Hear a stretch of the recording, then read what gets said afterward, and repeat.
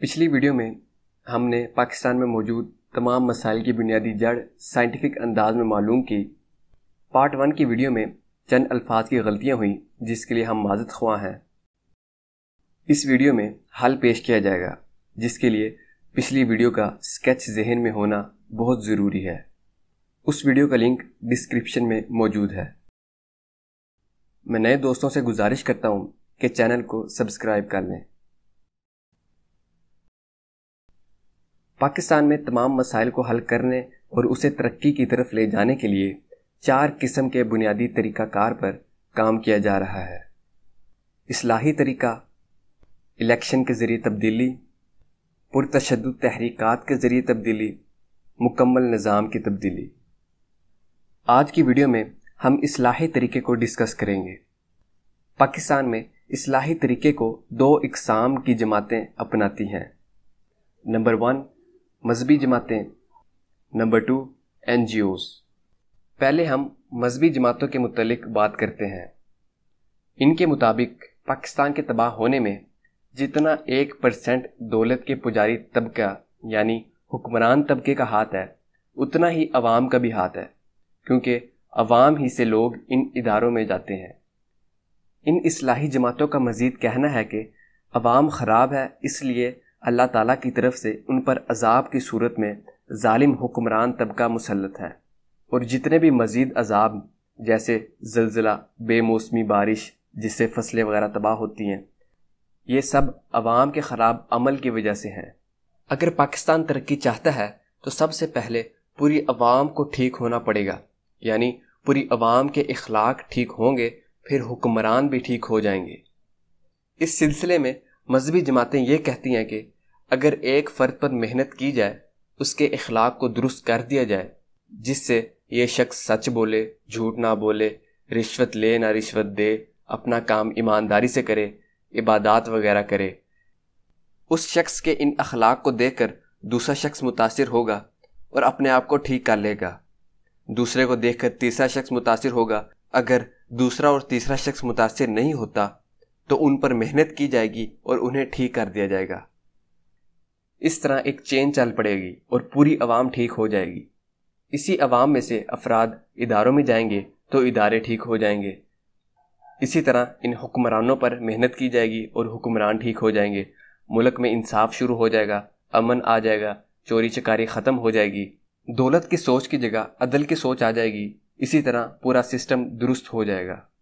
سننے میں یہ سولوشن بہت اچھا اور دیکھنے میں بہت خوبصورت لگتا ہے۔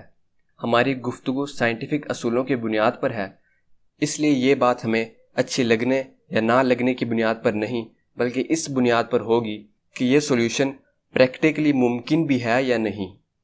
اس لیے ہم اس اصلاحی طریقے کے مطابق سولوشن کو 3 دائروں میں سمجھیں گے۔ نمبر 1 پاکستان کی 73 سالوں کی تاریخ کے تناظر میں۔ نمبر 2 دنیا کے کامیاب ترین ممالک کی کامیابی کے تناظر میں۔ نمبر 3 انبیاء علیہ السلام کی تاریخ، خاص کر سیرت نبوی صلی اللہ علیہ وسلم کے تناظر میں۔ جب سے پاکستان بنا ہے تب سے ہی اصلاحی طریقے کو اپنانے والی جماعتیں محنت اور ہمت سے کام کر رہی ہیں۔ ان جماعتوں میں ہزاروں افراد کام کر رہے ہیں۔ ان جماعتوں نے لاکھوں افراد پر کام بھی کیا ہے اور ان کی صرف اور صرف انفرادی زندگی میں تبدیلی کی ہر ممکن حد تک کوشش بھی کی ہے۔ ان جماعتوں میں موجود افراد نے اپنا پیسہ، خاص کر زندگی بھر کی صلاحیتیں اور وقت لوگوں کو نیک بنانے میں صرف بھی کیا ہے، لیکن نتیجہ بہت حد تک کم بلکہ 0 نکلا۔ اس کو ہم سکیچ کی صورت میں سمجھتے ہیں۔ یہ جماعتیں افراد کو اپنے جماعتی ماحول میں رکھتی ہیں اور اپنی جماعتی ماحول کے اندر رہ کر ان پر محنت کرتی ہیں۔ ہفتہ، 2، 3 یا 4 ماہ ان پر محنت کی جاتی ہے۔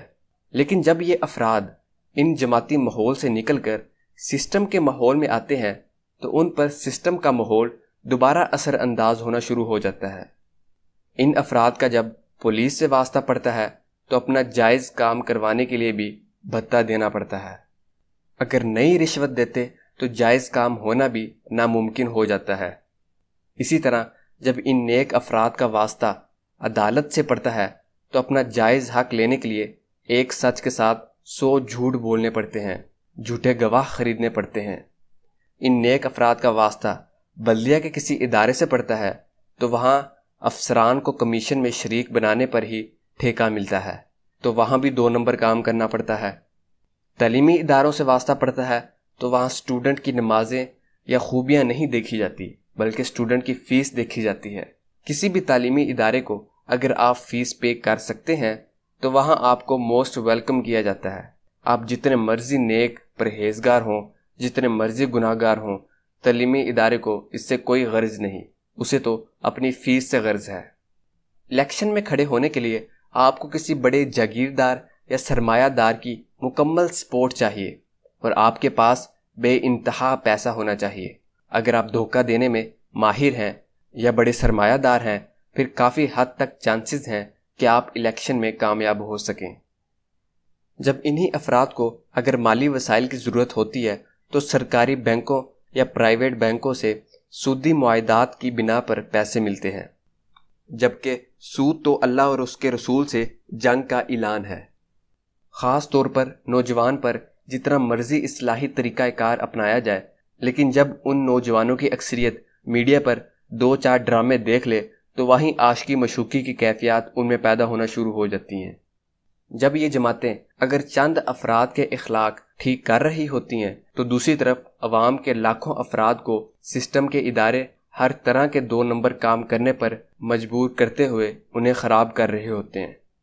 اس ساری ڈسکشن سے یہ ظاہر ہوتا ہے کہ اصلاحی طریقے کے ذریعے پاکستان کو ترقی نہیں دی جا سکتی، کیونکہ سسٹم کا ماحول بہت طاقتور ہے اور یہ ماحول اداروں کے کنٹرول میں ہے اور ادارے دولت کے پجاری طبقے کے کنٹرول میں ہیں، اور یہ سسٹم کی عمارت ہے جو کہ مکمل طور پر بوسیدہ ہے۔ اس لیے کبھی بھی کسی بوسیدہ عمارت کو اس کی اونچائی سے سٹیپ بائی سٹیپ ٹھیک نہیں کیا جا سکتا۔ اگر عمارت کی بنیادیں بہت کمزور ہو چکی ہوں اور اس عمارت میں رہنے والی عوام کی زندگی خطرے میں ہو تو عقل یہ کہتی ہے کہ اس بوسیدہ عمارت کو گرا کر نئی مضبوط بنیادوں پر نئی عمارت بنائی جائے۔ اس ڈسکشن سے یہ ہرگز مراد نہیں ہے کہ ساری کی ساری عوام خراب ہے۔ چند افراد ان جماعتوں کے کام کی وجہ سے انفرادی طور پر نیک بھی رہتے ہیں اور ماحول کے اثر سے بچنے کی پوری کوشش بھی کرتے ہیں، مگر عوام کا بہت بڑا حصہ ماحول کے رنگ میں پوری طرح رنگا ہوتا ہے اور ملک کی ترقی عوام کی اکثریت کی بیس پر ہوتی ہے، نہ کہ چند لوگوں کے انفرادی نیک اعمال پر۔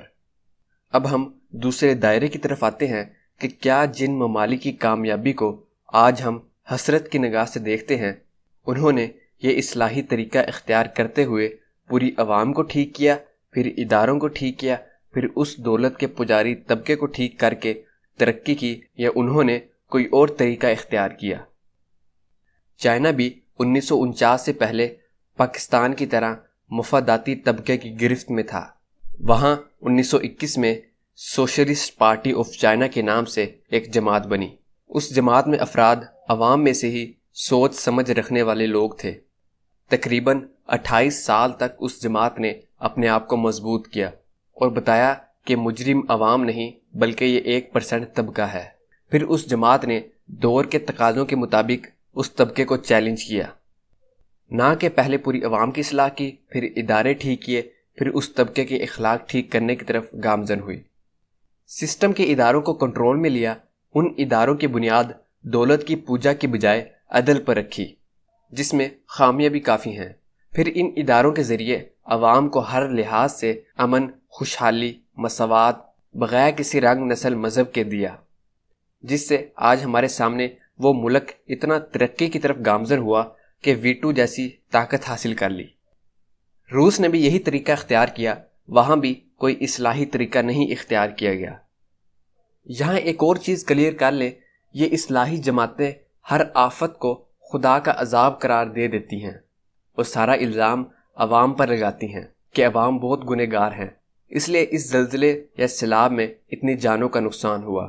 باہر کے ترقی یافتہ ممالک میں اس طرح کا کوئی کنسیپٹ نہیں پایا جاتا۔ وہ جاپان جس کی تقریباً ہر الیکٹرانک چیز بنائی ہوئی پاکستان میں استعمال ہوتی ہے، اگر کوئی آفت آ جائے تو ذمہ دار حکمران طبقہ ہوتا ہے، نہ کہ عوام۔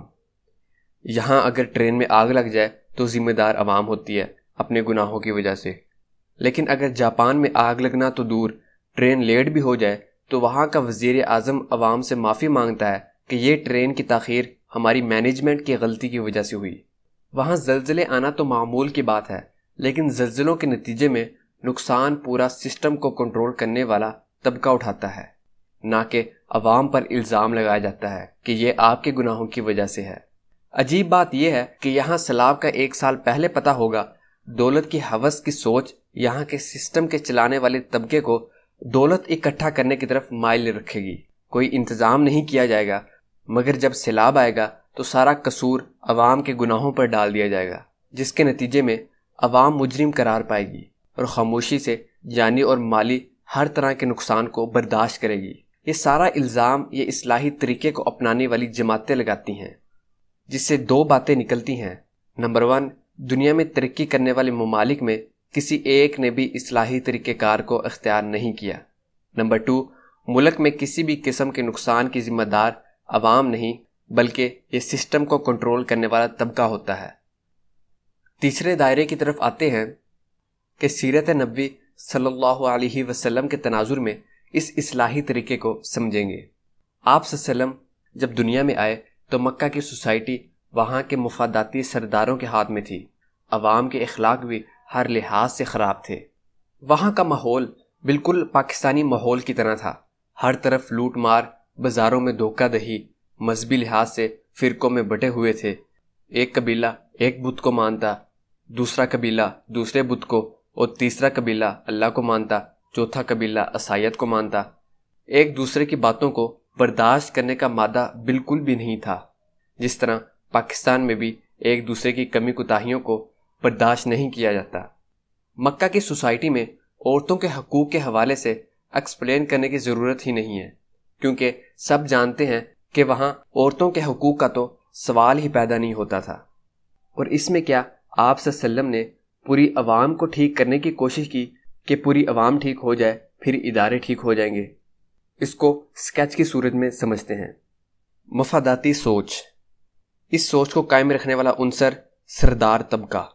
یہ سردار طبقہ مکہ کے تمام اداروں پر قابض تھا، پارلیمنٹ اور عدلیہ، جو کہ ابو جہل سمیت 12 سرداروں پر مشتمل تھی، جس کے کنٹرول میں 2 ادارے تھے: داخلی انتظامیہ، جس کو حارث بن قیس، عثمان بن طلحہ، صفوان بن امیہ کنٹرول کرتے تھے، اور دوسرا فوجی ادارے، جس کو ابو سفیان اور خالد بن ولید کنٹرول کرتے تھے۔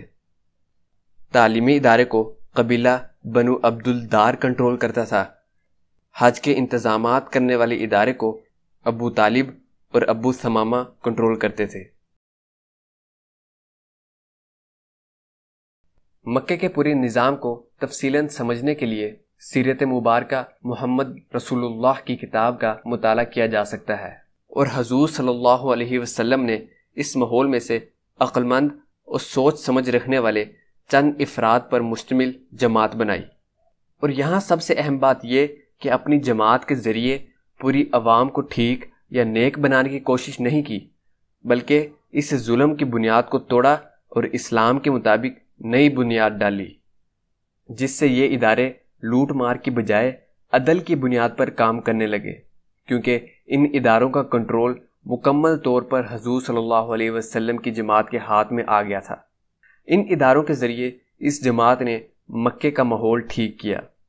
یہی وجہ تھی کہ مکے کا ماحول ٹھیک ہوا اور ہزاروں لاکھوں کی تعداد میں لوگ اسلام میں جوک در جوک داخل ہونے لگے۔ ان تینوں دائروں کے تناظر میں جو خلاصہ نکلتا ہے وہ یہ ہے: نمبر 1، دنیا میں کوئی بھی قوم صرف اصلاحی طریقے سے ترقی نہیں کر سکتی۔ نمبر 2، اصلاحی طریقہ سسٹم کے ماحول کو زیادہ مضبوط کر دیتا ہے، کیونکہ اس طریقے کے مطابق عوام اپنے آپ کو مجرم سمجھتی ہے، ملک کے خراب ہونے میں اپنے آپ کو قصوروار سمجھتی ہے۔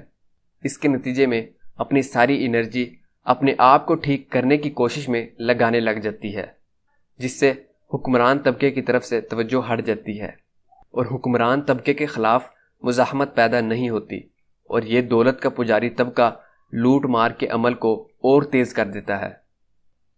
تمام NGOs بھی اصلاحی طریقے کے مطابق کام کرتی ہیں، کیونکہ اس پر بھی ایک تفصیل سے ویڈیو بنائی جا سکتی ہے۔